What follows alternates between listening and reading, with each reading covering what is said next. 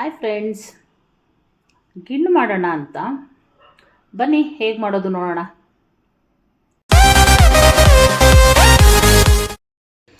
ಗಿಣ್ಣು ಮಾಡೋಕ್ಕೆ ಒಂದು 2.5 ಲೀಟ್ರಷ್ಟು ಗಿಣ್ಣಾಲು ತೊಗೊಂಡಿದ್ದೀನಿ. ಗಟ್ಟಿ ಅವಲಕ್ಕಿ ತೊಗೊಂಡಿದ್ದೀನಿ 1 ಬೌಲಷ್ಟು. ಒಣಕೊಬ್ಬರಿ 1 ಬೌಲಷ್ಟು ತೊಗೊಂಡಿದ್ದೀನಿ. ಕಡಲೆಪಪ್ಪು ತೊಗೊಂಡಿದ್ದೀನಿ ಒಂದು ಅರ್ಧ ಬೌಲಷ್ಟು. ಕಡಲೆ ಬೀಜ ತೊಗೊಂಡಿದ್ದೀನಿ ಒಂದು ಅರ್ಧ ಬೌಲಷ್ಟು. ಬೆಲ್ಲ 1.5 kg ತೊಗೊಂಡಿದ್ದೀನಿ. 2.5 ಲೀಟ್ರ್ ಹಾಲಿರೋದ್ರಿಂದ ಅದರಲ್ಲಿ ಅರ್ಧ ಪ್ರಮಾಣದಷ್ಟು ಬೆಲ್ಲ ತೊಗೊಂಡಿದ್ದೀನಿ. ಒಂದು 6ರಿಂದ 8 ಏಲಕ್ಕಿ ತೊಗೊಂಡಿದ್ದೀನಿ. ಏಲಕ್ಕಿ ಪುಡಿ ಮಾಡ್ಕೋಬೇಕು. ಹಾಗೆ ಕಡಲೆ ಬೀಜ ಕಡಲೆಪಪ್ಪು ಸ್ವಲ್ಪ ದೊಡ್ಡದಂಗೆ ಪುಡಿ ಮಾಡ್ಕೋಬೇಕು. ಮಿಕ್ಸಿಗೆ 1 ರೌಂಡ್ ಹಾಕ್ಕೊಂಡ್ರೆ ಸಾಕು. ಹಾಗೆ ಹುರಿದಿರೋ ರವೆ ಒಂದು ಅರ್ಧ ಬೌಲಷ್ಟು ತೊಗೊಂಡಿದ್ದೀನಿ. ಹಾಗೆ ಒಂದು ಸ್ವಲ್ಪ ಶುಂಠಿ, ಜಜ್ಜಿರೋಂಥ ಶುಂಠಿ ತೊಗೊಂಡಿದ್ದೀನಿ. ಟೇಸ್ಟ್ ಫ್ಲೇವರ್, ಸ್ವೀಟಿಗೆ ಶುಂಠಿ ಹಾಕಿದ್ರೆ ಚೆನ್ನಾಗಿ ಬರುತ್ತೆ ಫ್ಲೇವರು. ಆಮೇಲೆ ಜೀರ್ಣಶಕ್ತಿಗೂ ಚೆನ್ನಾಗಿರುತ್ತೆ ಅಂತ ಒಂದು ಸ್ವಲ್ಪ ಶುಂಠಿ ಹಾಕ್ತಾಯಿದ್ದೀನಿ. ಹಾಲನ್ನು ಕಾಯೋಕ್ಕೆ ಅಂತ ಇಟ್ಕೊಂಡಿದ್ದೀನಿ. ಚೆನ್ನಾಗಿ ಮರಳಬೇಕು, ಹಾಲು ಒಡ್ಕೋಬೇಕು, ಆ ಥರ ಮರಳಿ ಕಾಯಬೇಕು.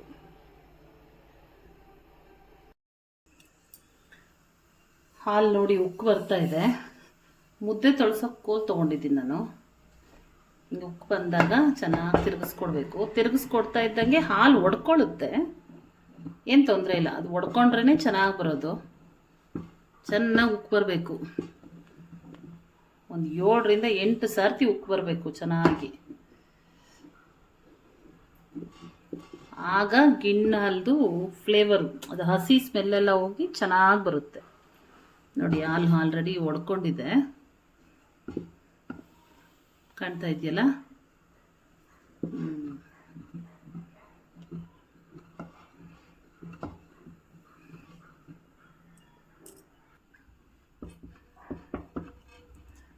ಈಗ ಮತ್ತೊಂದು ಸರ್ತಿ ಉಪ್ಪು ಬಂತು, ಚೆನ್ನಾಗಿ ತಿರುಗಿಸ್ಕೊಡ್ಬೇಕು, ತಳ ಹಿಡಿದೆ.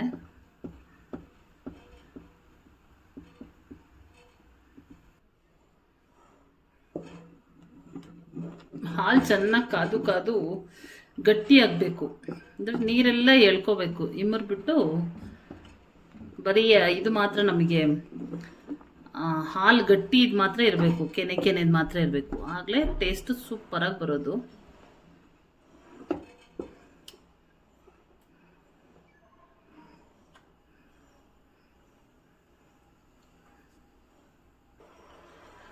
ಗಿಣ್ಣು ಮಾಡೋದು ಸ್ವಲ್ಪ ಪ್ರೊಸೆಸಿಂಗ್ ಜಾಸ್ತಿ ಇರುತ್ತೆ. ಅದು ಕುದಿಸೋದು ಟೈಮ್ ತುಂಬ ತಗೊಳುತ್ತೆ. 1 ಅವರ್ ಆದರೂ ಬೇಕು ಇದು ಮಾಡೋಕ್ಕೆ. ತುಂಬ ಪೇಷನ್ಸಿಂದ ಮಾಡಬೇಕು. ಬಟ್ ರುಚಿ ಮಾತ್ರ ಅಲ್ಟಿಮೇಟ್ ಆಗಿರುತ್ತೆ, ತುಂಬ ಟೇಸ್ಟಿಯಾಗಿರುತ್ತೆ. ಮತ್ತು ಹೆಲ್ತ್ಗೂ ಅಷ್ಟೇ ತುಂಬ ಒಳ್ಳೆಯದು.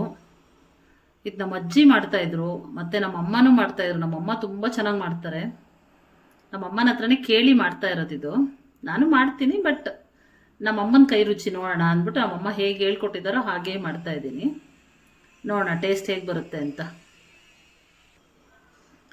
ಈ ಥರ ಒಡ್ಕೊಂಡಿದೆ.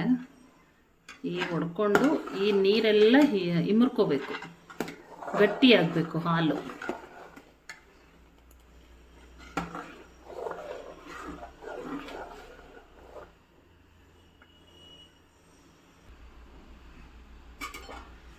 ಚೆನ್ನಾಗಿ ಕುದೀತಾ ಇದೆ.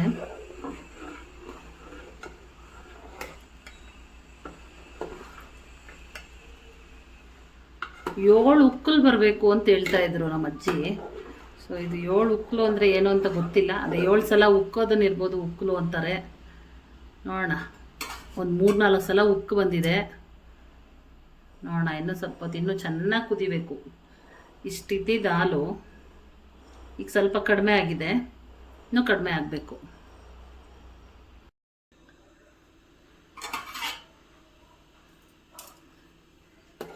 ಈಗ ಒಂದು 4-5 ಸಲ ಉಕ್ಕು ಬಂದು ಕುದ್ದು ಚೆನ್ನಾಗಿ ಒಂದು ಸ್ವಲ್ಪ ನೀರೆಲ್ಲ ಹೀರ್ಕೊಂಡಿದೆ. ಈಗ ಬೆಲ್ಲ ಹಾಕ್ಕೊಳ್ಳೋಣ. ಬೆಲ್ಲ ಸ್ಮೆಲ್ಲು ಹೋಗ್ಬೇಕಲ್ವಾ, ಅದಕ್ಕೆ ಬೆಲ್ಲ ತೊಗೊಂಡಿದ್ನಲ್ಲ, ನೋಡಿಕೊಂಡು ಸ್ವೀಟ್ ನೋಡಿಕೊಂಡು. ನಾನು ಇಷ್ಟು ಹಾಕಲ್ಲ, ಸ್ವಲ್ಪ ಕಡಿಮೆ ಹಾಕ್ತೀನಿ. ಸಾಕು, ಒಂದು ಅರ್ಧ ಹಾಕ್ಕೊಂಡಿದ್ದೀನಿ. ನೋಡೋಣ ಸಾಕಾಗುತ್ತಾ ಅಂತ.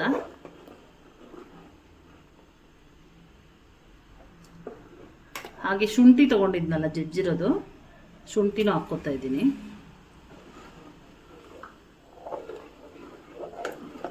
ಈಗ ಬೆಲ್ಲದ ಹಸಿ ಸ್ಮೆಲ್ಲು ಹೋಗಬೇಕು, ಹಾಲು ಬೆಲ್ಲದ ಜೊತೆ ಚೆನ್ನಾಗಿ ಮಿಕ್ಸ್ ಆಗಬೇಕು. ಬೆಲ್ಲದ ಸ್ಮೆಲ್ಲು ಹೋಗಬೇಕು, ಹಾಲಿನ ಸ್ಮೆಲ್ಲು ಕಡಿಮೆ ಆಗಬೇಕು. ಅದುವರೆಗೂ ಚೆನ್ನಾಗಿ ಕುದಿಸ್ಕೊಳ್ಳೋಣ.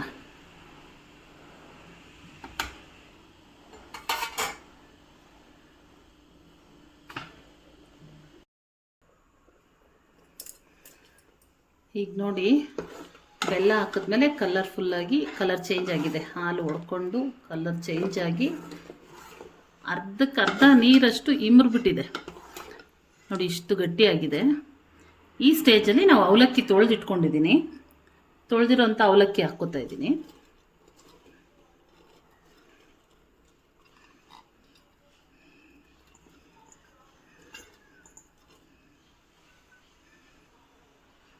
ಚೆನ್ನಾಗಿ ತಿರುಗಿಸ್ಕೊಳ್ಳೋಣ. ಅವಲಕ್ಕಿ ಅದರಲ್ಲಿ ಇನ್ನೂ ಇರೋಂಥ ತೇವಾಂಶನೆಲ್ಲ ಎಳ್ಕೊಳ್ಳುತ್ತೆ, ಹಾಗಾಗಿ ಚೆನ್ನಾಗಿ ತಿರುಗಿಸ್ಕೊಟ್ಟು ಸ್ವಲ್ಪ ಹೊತ್ತು ಕುದೀಲಿ. ಒಂದು 2ರಿಂದ 3 ನಿಮಿಷ ಬಿಟ್ಟು ಈ ಕಡಲೆ ಬೀಜ ಕಡಲೆಪಪ್ಪು ಪುಡಿ ಮಾಡಿಟ್ಕೊಂಡಿದ್ದೀವಲ್ಲ ಅದನ್ನು ಹಾಕ್ಕೊಳ್ಳೋಣ.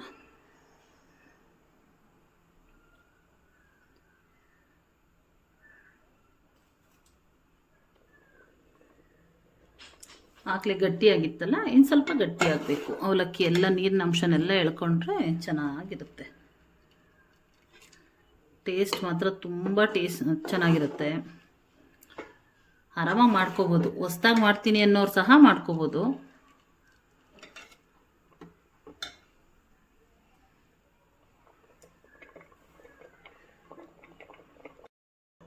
ಈಗ ಕಡಲೆ ಬೀಜ ಕಡಲೆಪಪ್ಪು ಹುರಿದು ಪುಡಿ ಮಾಡಿ ಇಟ್ಕೊಂಡಿದ್ದೀನಲ್ಲ, ಇದು ಹಾಕ್ಕೊತಾ ಇದ್ದೀನಿ. ಎಷ್ಟು ಬೇಕೋ ನೋಡಿಕೊಂಡು.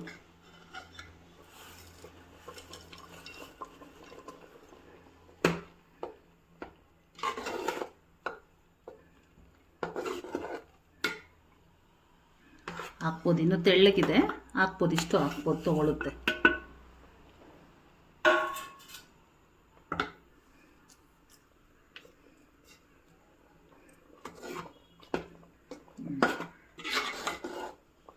ಬೆಲ್ಲ ಆಗಲೇ ನಾನು ಇನ್ನು ಸ್ವಲ್ಪ ಹಾಕ್ಕೊಂಡಿದ್ದೀನಿ, ಸಾಕಾಗಲಿಲ್ಲ, ಸ್ವಲ್ಪ ಹಾಕ್ಕೊಂಡಿದ್ದೀನಿ. ಆಹಾ, ಫ್ಲೇವರ್ ತುಂಬ ಚೆನ್ನಾಗಿ ಬರ್ತಾ ಇದೆ ಗಿಣ್ಣಿಂದು.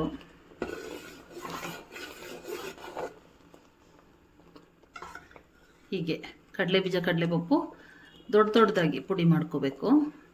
ಅದು ಬಾಯಿಗೆ ಸಿಗ್ತಾ ಇದ್ರೆ ತುಂಬ ಟೇಸ್ಟಿಯಾಗಿರುತ್ತೆ. ಈಗ ತಳ ಇಟ್ಕೊಂಡ್ಬಿಡುತ್ತೆ, ಚೆನ್ನಾಗಿ ತಿರುಗಿಸ್ಕೊಡ್ಬೇಕು ಈ ಸ್ಟೇಜಲ್ಲಿ.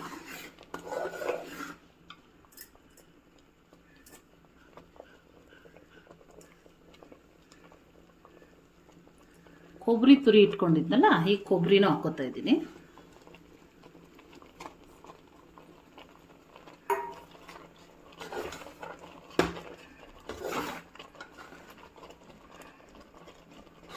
ಎಣ್ಣೆ ಬೇಡ, ತುಪ್ಪ ಬೇಡ, ಬೆಣ್ಣೆ ಬೇಡ, ಏನು ಬೇಡ, ಅಷ್ಟೇ. ಈಗ ಲಾಸ್ಟಲ್ಲಿ ಒಂದು ಸ್ವಲ್ಪ ಒಂದು 2-3 ಸ್ಪೂನಷ್ಟು ಸಾಕು ರವೆ ಹಾಕ್ತೀನಿ. ಏಲಕ್ಕಿ ಪುಡಿ ಹಾಕ್ಬಿಟ್ಟು ಪ್ಲೇಟ್ಗೆ ನಾನು ತುಪ್ಪ ಸವರಿಟ್ಕೊಂಡಿದ್ದೀನಿ. ಇದಕ್ಕೆ ಹಾಕಿ ಕಟ್ ಮಾಡೋಣ ಅಂತ ನೋಡೋಣ, ಹೇಗೆ ಬರುತ್ತೆ ನೋಡೋಣ.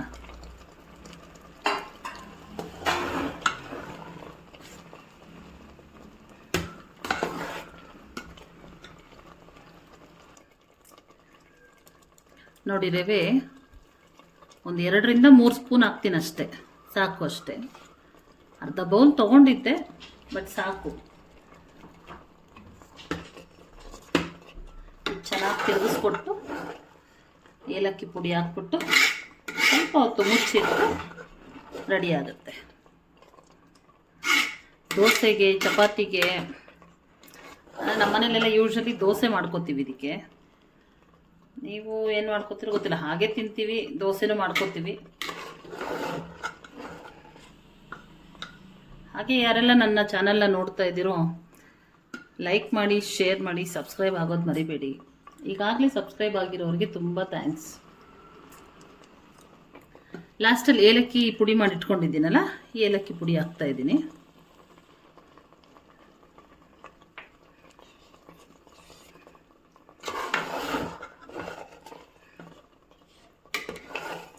ಚೆನ್ನಾಗಿ ತಿರುಗಿಸ್ಕೊಳ್ಳೋಣ.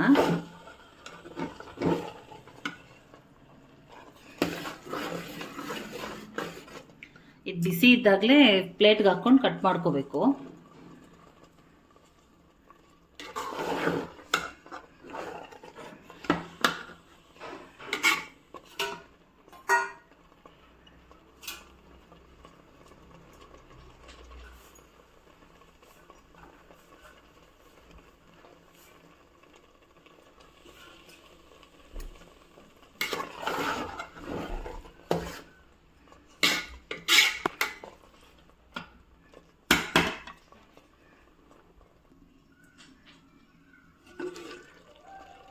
ಸಾಕು.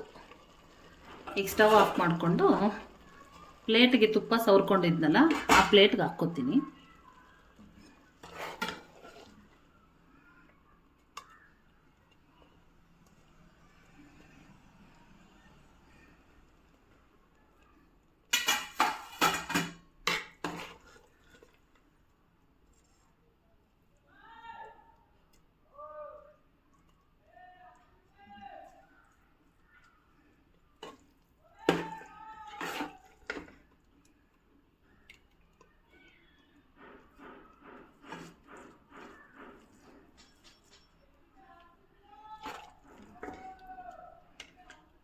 ಇದನ್ನು ನಾವು 3-4 ದಿವಸ ಬೇಕಾದ್ರೂ ಹೊರಗಡೆನೇ ಇಟ್ಕೊಂಡು ತಿನ್ಕೋಬೋದು. ಏನು ಕೆಡೋದೇನೂ ಆಗಲ್ಲ, ಯಾಕೆಂದರೆ ತುಂಬ ಚೆನ್ನಾಗಿ ಹಾಲು ಕಾಯಿಸಿ ಇದು ಮಾಡಿರ್ತೀವಲ್ಲ, ಸೊ ಹಂಗಾಗಿ.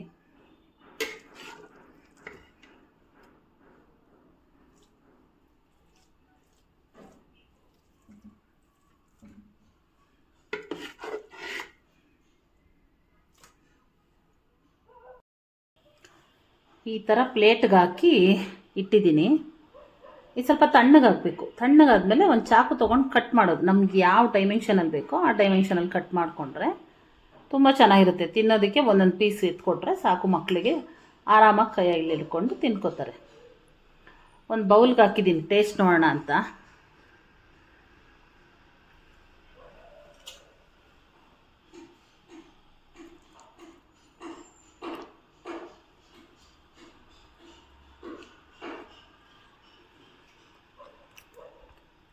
ಸೂಪರಾಗಿದೆ.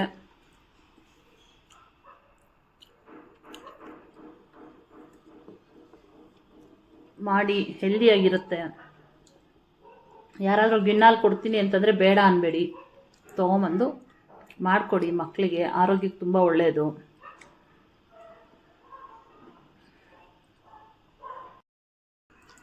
ಸ್ವಲ್ಪ ತಣ್ಣಗಾದ್ಮೇಲೆ ಇದನ್ನು ಹೀಗೆ ಕಟ್ ಮಾಡ್ಕೋಬೇಕು. ಕಟ್ ಮಾಡ್ಕೊಂಡು ಮಕ್ಕಳಿಗೆ ಒಂದೊಂದು ಪೀಸ್ ಕೊಡ್ತಾಯಿದ್ರೆ ಸೂಪರಾಗಿರುತ್ತೆ, ಚೆನ್ನಾಗಿ ತಿಂತಾರೆ.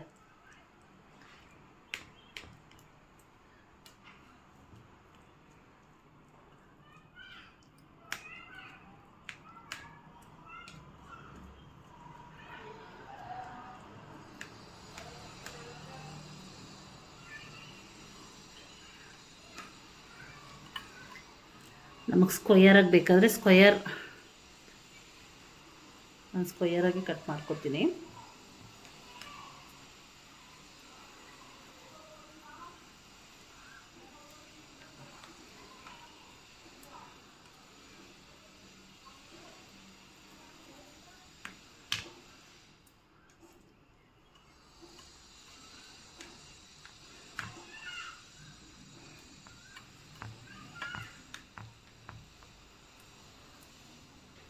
ಈ ಥರ ಕಟ್ ಮಾಡ್ಕೋಬೇಕು. ಕಟ್ ಮಾಡ್ಕೊಂಡು ಒಂದೊಂದು ಪೀಸ್ ಕೊಟ್ಟರೆ ತಿನ್ಕೋತಾರೆ ಮಕ್ಕಳು. ಈ ಥರ ಬರುತ್ತೆ. ಪೀಸ್ ಕಟ್ ಮಾಡಿದ್ರೆ ಹೀಗಿರುತ್ತೆ.